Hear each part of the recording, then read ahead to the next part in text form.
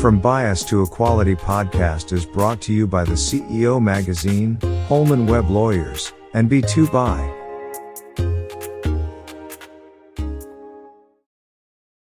Hello, and welcome to my podcast From Bias to Equality. I am your host, Sandra D'Souza. Thank you for joining us.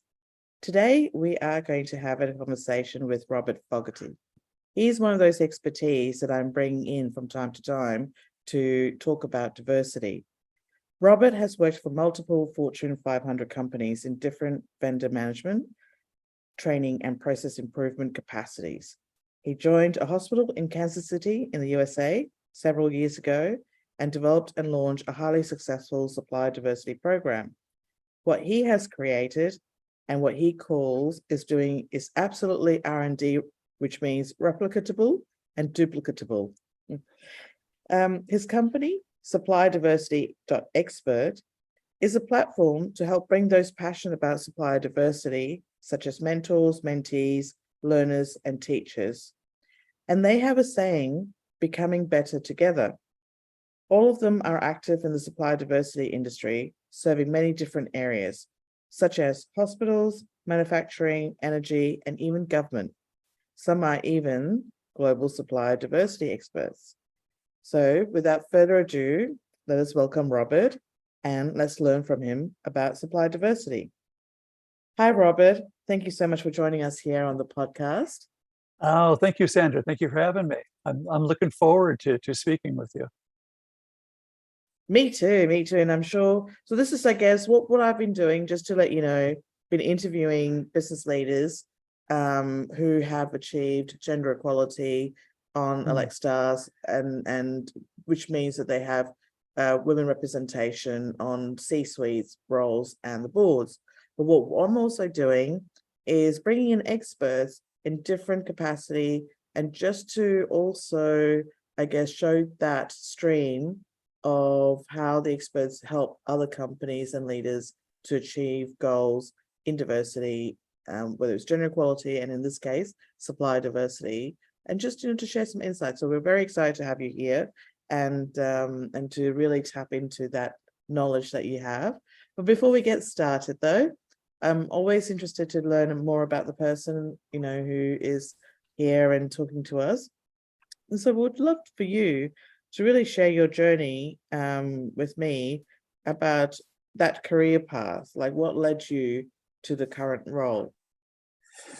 Yeah, so that's a great question, and thinking about it made me kind of think about it and say, how did I get here? How did this all happen? But so I guess going backwards, probably to early 2000s, I was pastoring a church in inner city, Kansas City. It's my area where I live, and it was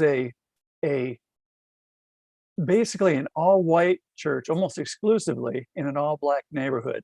So when I started there, I couldn't quite figure out how that could be.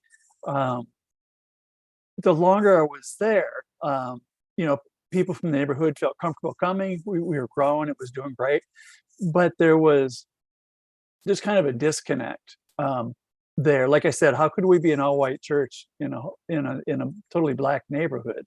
How does that even happen? And another thing that happened is we began having a couple of different gay couples coming, and again, welcoming them, people with different belief systems. I love all that. We all have so much to offer, which again, I love your book. Going through that, and that's right where you're at, is just embracing people as they are, not as society says they should be, because that's just messed up. But with that, so I had a heart for just helping people, and I almost want to say the underdogs, but people who are not well received within the bigger society area. And what I found is that the people in the congregation were not really open to that, which didn't really make sense to me. Eventually, long story, I ended up leaving there, and that's when I happened to transition over into a hospital and starting up their supplier diversity program. And really, Sandra, it's surprisingly, it was a really good fit for me because it's still working with people that are underrepresented and allowing them, we like to say, just a seat at the table, just to give a voice. It's not guaranteeing them that we're going to do business with them, but historically here in the States, and I'm sure globally, people of certain demographics, different skin color, different sexual preferences were excluded, not because they couldn't do the work, not because they couldn't provide the product, but because they were different. And so that rings true to my heart. And it's, again, just wanting to partner with people and give everybody equal voice. So that's a long story to a short question. I love it. Yeah. No, it is really, yeah, you're very, I guess a different type of background and your personal experiences that has led you into this professional capacity, and you're taking those values and your beliefs into vendor management, so to speak. And I guess, we've mentioned the word supplier diversity. Do you want to talk about that? Like what is supplier diversity, and why is that important for businesses today? Sure. So supplier diversity is inclusivity. So it's the same thing as when I was pastoring there. It's just including people. So like I said, just like the different aspects of society have been excluded, in the same way they have been excluded from being able to bid on opportunities. And so supplier diversity in itself is, you have a supplier, we have a wide array of different suppliers. Let's give everybody the opportunity to join in the business. So, and we'll talk about that, further, I'm sure, but that's in a nutshell what it is: letting everybody in and getting a wide, diverse, different group of suppliers, of vendors, of individuals in to do the business, rather than just stopping and going for the easy way. The easy way is doing what we've always done. And if we keep doing that, we're going to keep doing what we've already been doing, which isn't working, right? No. Yeah. And so, so Elect actually start off in the supply diversity side of things, where we had marketplace, but now we've partnered with B2Buy on the procurement platform, and Elect brings across suppliers of diverse background, and I understand what you're saying, because this journey started, and I'm not trying to talk about me, but I just want to give a bit of a background and context. Talk about you, Sandra. Talk about you. That'd be really, I could go on a soapdish quite often, but just quickly, I think so I came across a stat a few years ago that all the public procurement deals, let's say globally, and this was a stat that was provided by We Connect International, where they're very big on supporting women-owned businesses in the supplier side as well. There was a stat to say that 1% of those contracts globally goes to women-owned businesses.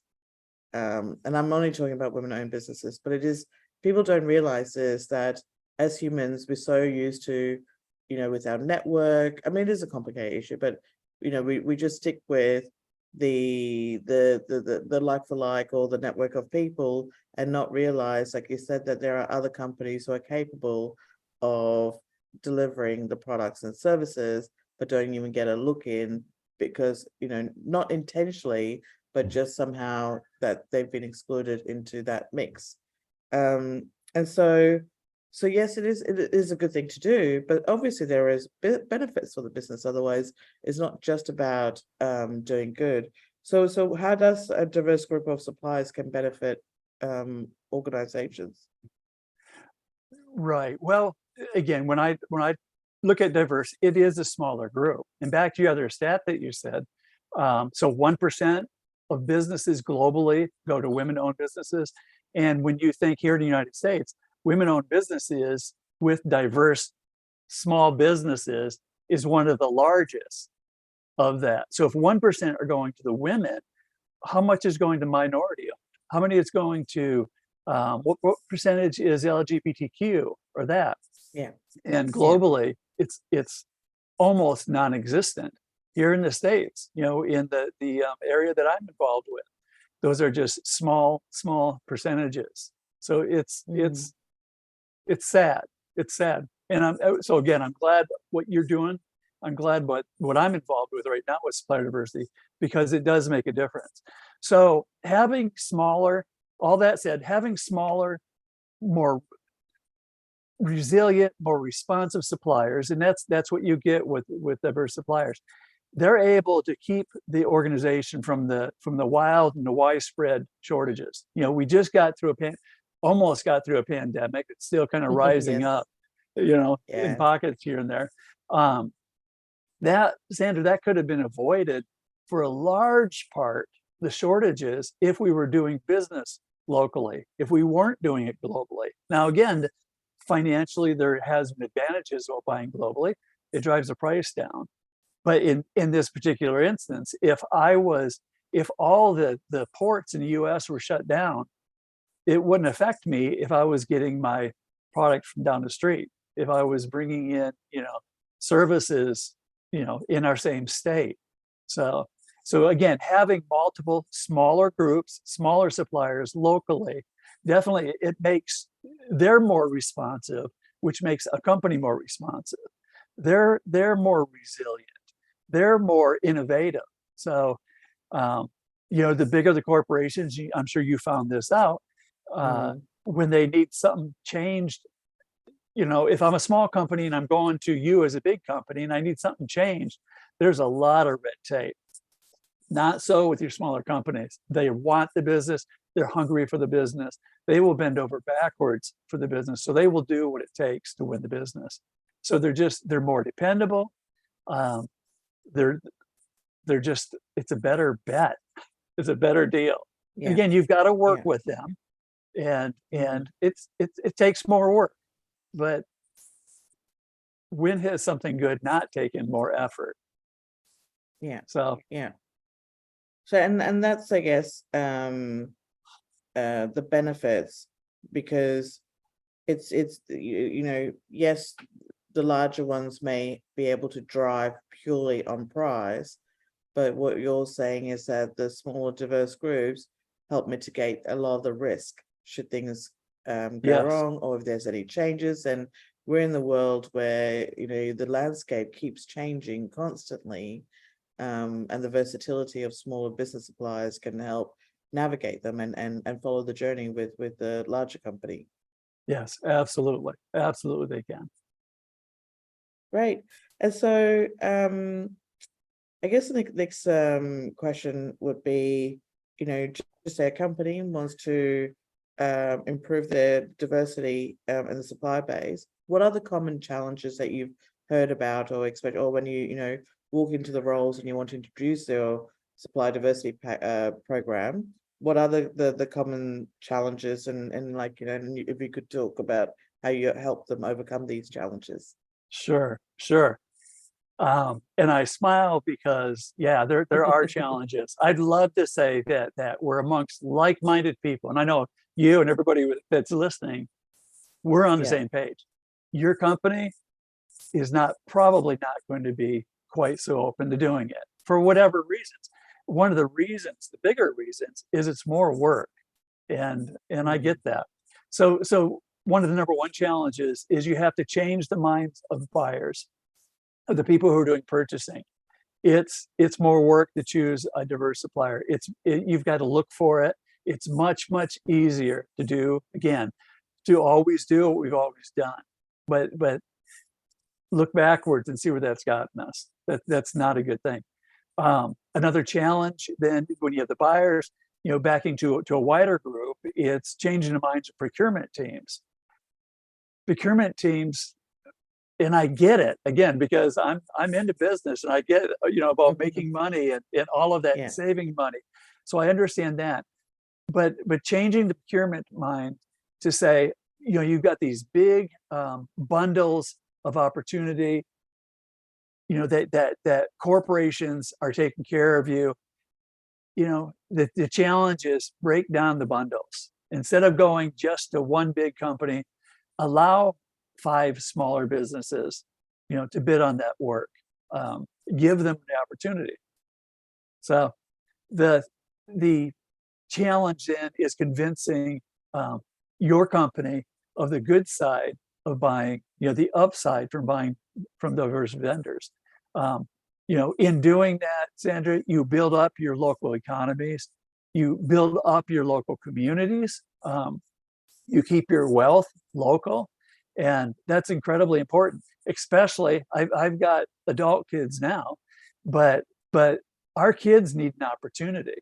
And part of when you keep the money locally, that gives even your kids something that they can do, rather than, there's no jobs here because they've all, you need a college degree, or you need to go someplace out of the city to get to those jobs. Keeping the money local, keeping the wealth local, it gives just an opportunity for everybody, to do that.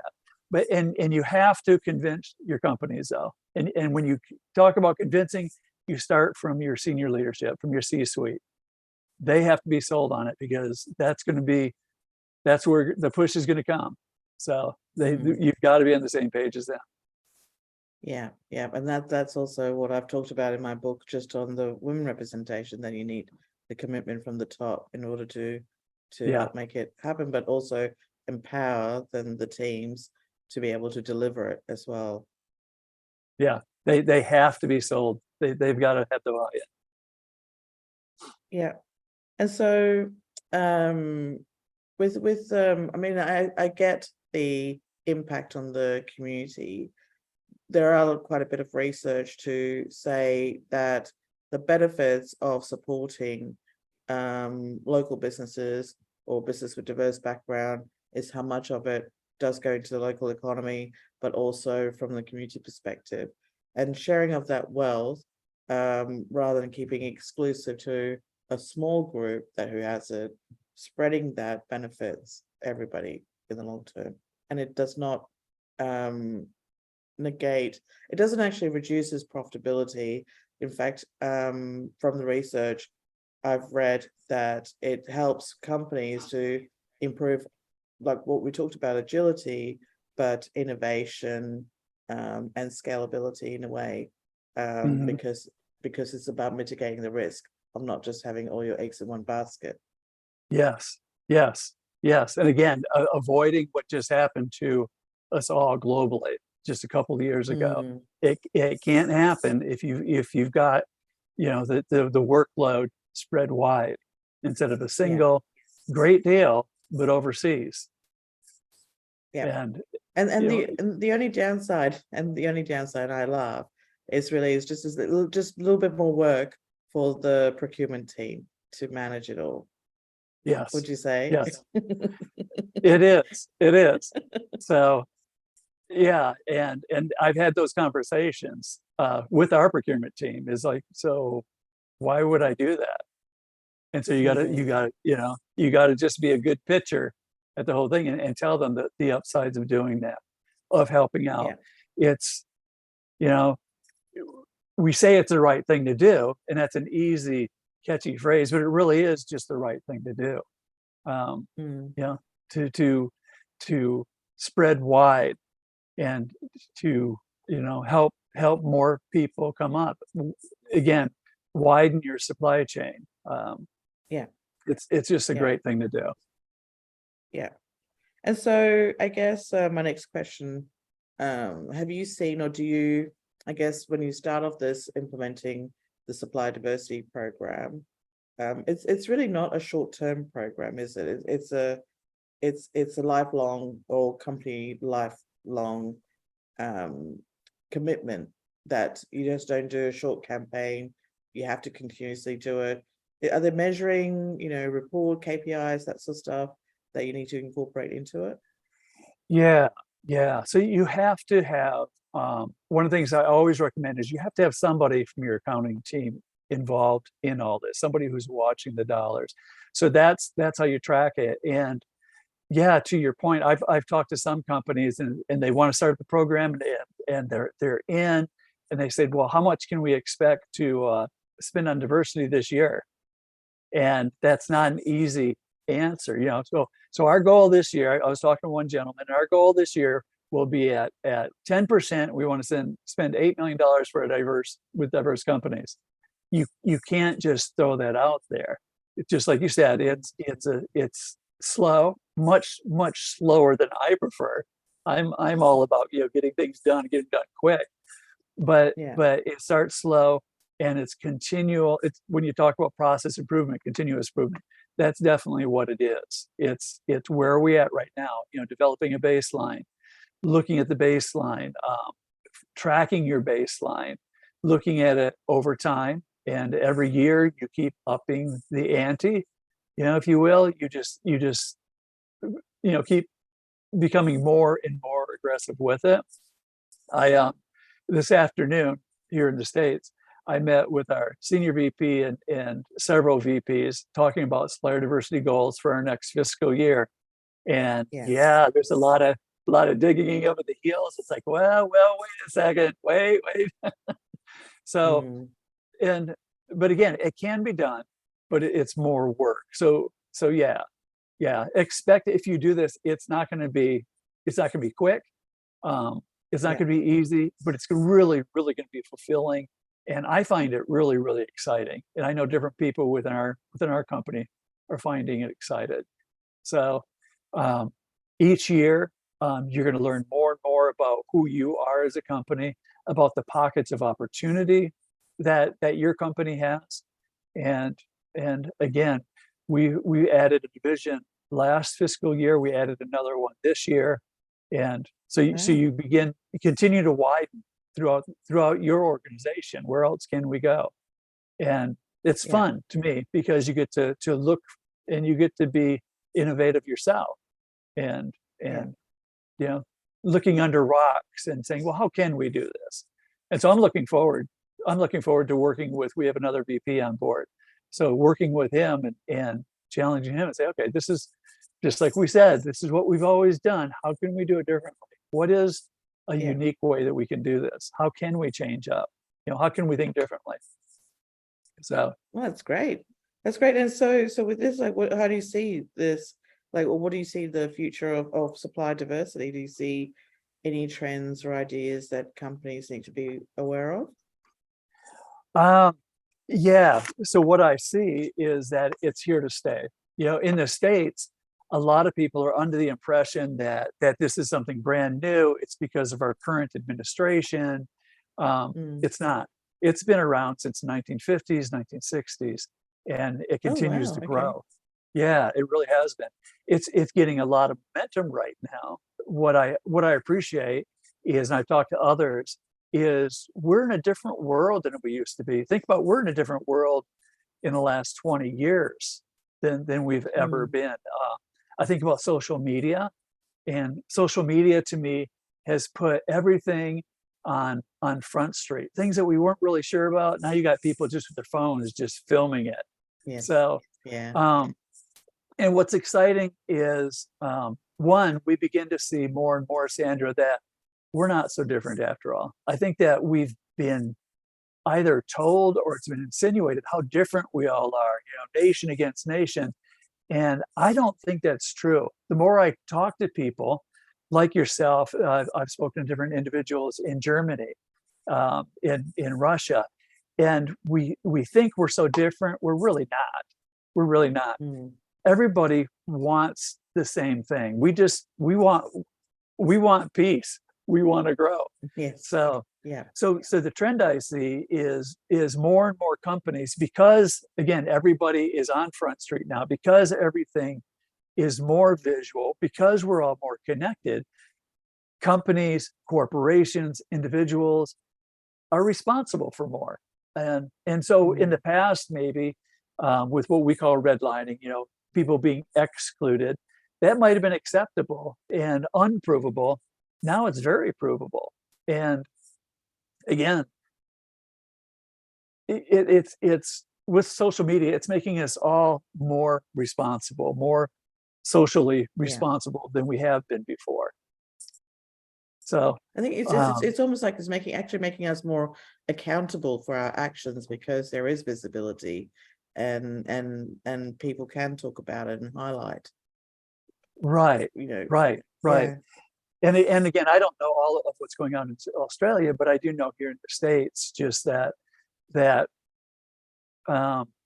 even police brutality, law, things that were, again, unknown to the wider population now is becoming more prevalent. yeah, People are seeing it more. And when we talk about responsibility, I mean, as you know, at the time that we're recording this right now, we have a former president that's been indicted several times and on trial. And again, not saying whether he's innocent or guilty, because that's yet to be proven. But what it does show is that nobody is above the law, that all of us are responsible for our actions. And so that's the one thing I see. And so with companies that are like, well, should I do this or shouldn't I do this? I'm telling you, this is it's the present and it is the future. So yeah, you should do it. If this is who the people are and people make up your company, this is who the company needs to be made of. It's they say that the train is leaving the station. So either get on board or realize you're going to fall. I like that. You're left behind. Yeah. The train is leaving the station, and you just gotta go with it. That's really. I mean, I think that I was going to ask you. I guess you sort of like have given advice, but let's say you do come across a company who have not done any supplier diversity or any programs that they've implemented. What is your advice that are just starting their journey, and how would they go about in building a more diverse and inclusive supply base, like just the initial steps because it feels quite overwhelming. It's like, oh wow, how do we do it? We don't want it to miss the train, but it's almost like, where do we start? What should we do? Sure. And I like that question, because if someone's asking those questions, that's exactly where they need to be, Sandra. You have to be intentional about all this. This is not going to happen automatically. So you have to choose to do it. I read something the other day that talked about, you make a plan, you work the plan, and if the plan's not working, you change the plan. Too often, we're willing to just, toss the goal. You can't do that. So you have to be intentional what you do. You have to be logical about what you do. And you said it, and you say it in your book too. It starts with the C-suite. It starts with upper management. They've got to be on board.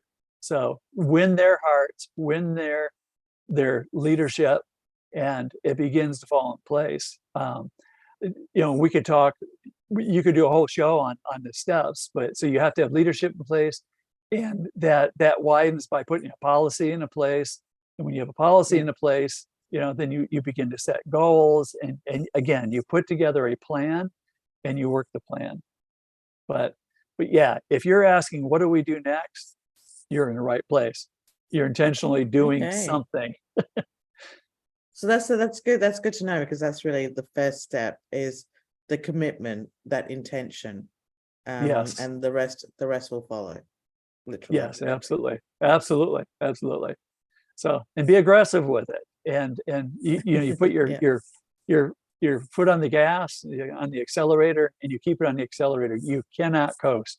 with supplier diversity. You have to always be aggressive with it, always pushing the envelope. And you can't just do it like one quarter, or that's it, or just do it for a few months and that's it. No. Once you're committed, you have to keep going with it.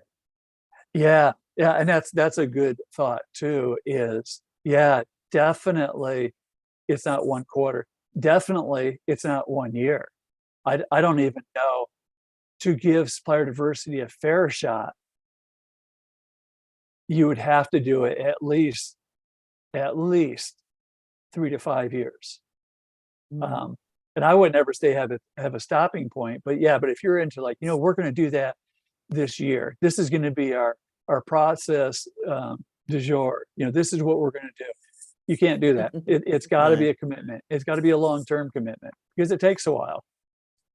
It does, and I think you've got me thinking as well, that it's not something to show that, hey, you're doing something something cool, something different, you're trying to do good.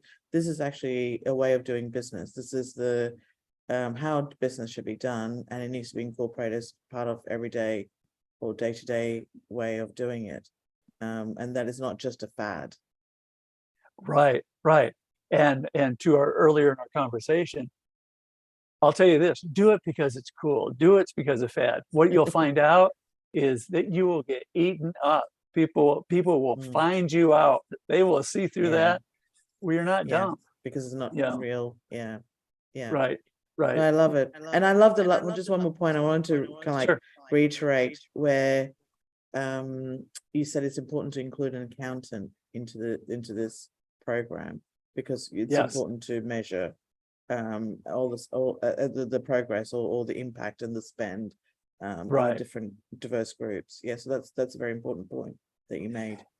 Yeah, yeah. And my background also is in process improvement. And that's one of the rules of process improvement, is you have somebody else really tracking it.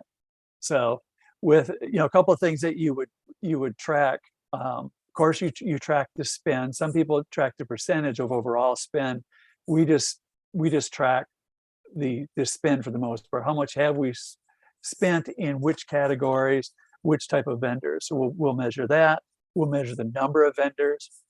When we started off, we had potentially three vendors who were diverse. And I say potentially because I think whoever was already working on that, it's like, now they're not a certifiable, because they're Black and because they're a woman, that doesn't make them a certified, diverse vendor. You have to go through a certification process. But yeah, so you have to measure that. But going back to accountants, it's important because you want somebody else. I want somebody else besides me counting the cash, because it's too easy to, what do they say? Put the fox in charge of the hen house. So if it behooves me to spend a lot for supplier diversity, there's also going to be a great temptation, not with me, but with others that would say, I'll just inflate what I'm doing. So it's really good if you can get an independent third party in there. Third party being not you, nobody within your division, somebody else within your business. Yeah. To be counting the beans, have an agreed upon, this is how we're counting it. And even that evolves. No, I like that because I'm a former accountant. I was an ex-CFO, and to say that bean counters are important in this project or in this program, that's a good thing. It makes my heart sing, actually. There you go. Bean counters are my heroes, Sandra. Yeah. Okay. There you go.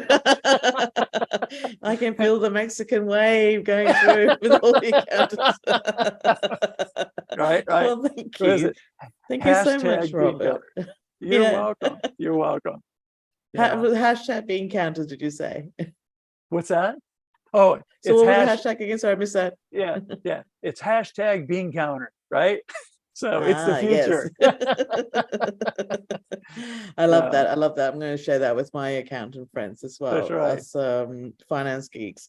Well, on that note, thank you so much, Robert. I really appreciate you sharing your knowledge and expertise and insights into the importance of establishing a supplier diversity program, but also running with it and incorporating that as a part of the day-to-day vendor management process within an organization. So I appreciate you taking the time from Kansas City, and here I am in Sydney, Australia. I love how we can do this, talking from different parts of the world and sharing the knowledge. All right. Well, thank you again for having me on. And I love supplier diversity. I love what it's all about. And I really, truly, from my heart, appreciate what you're doing with bringing, the gender inequality to the forefront, letting people see, the benefits of let's do this together. Let's take away all the labels and just, how about we become humanity again? So thank you for what you have done and are doing still with that. Thank you, Robert. That's a really lovely thing to say. And I'm doing, I guess, I'm trying there, and it's nice to have, people like you to keep encouraging me to keep doing this, because I do feel it's important, but it's not just me, but many others are supporting me in this journey, and you including. So I appreciate that, Robert. Yeah, absolutely, absolutely. And again, from your statistics, I'm sorry to say you got a long ways to go. You got a lot of work in front of you. I know. So you keep your foot on the gas pedal. You keep us going forward. All right. Sounds good to me. Okay. Well, thank you very much, Robert. Thank you, Sandra. Bye now. Bye. Today's episode is brought to you by our wonderful sponsors. Firstly, we're sponsored by B2Buy. B2Buy is your trusted business buying platform that simplifies and automates your buying process, helping you buy smarter and faster, giving you greater visibility and value. With 100,000 products in one place, B2Buy is passionate about connecting diverse suppliers with corporate buyers, so you can create a more inclusive business environment and buy better with www.b2buy.online. Our second sponsor is Holman Webb Lawyers, an award-winning and dynamic full-service Australian law firm with offices in Sydney, Melbourne, Brisbane, and Adelaide. Not only do Holman Webb offer comprehensive legal services, but they are also a proud recipient of the LX Star, recognizing their commitment to achieving gender equality and leadership. Discover more about their services, initiatives and industry-leading insights at www.holmanwebb.com.au. Lastly, our sponsor, the CEO Magazine, is an iconic, global media brand that inspires and promotes excellence within the business world. It is a source of information, inspiration and motivation for the world's most successful leaders, executives, investors and entrepreneurs. Go to www.thesiomagazine.com.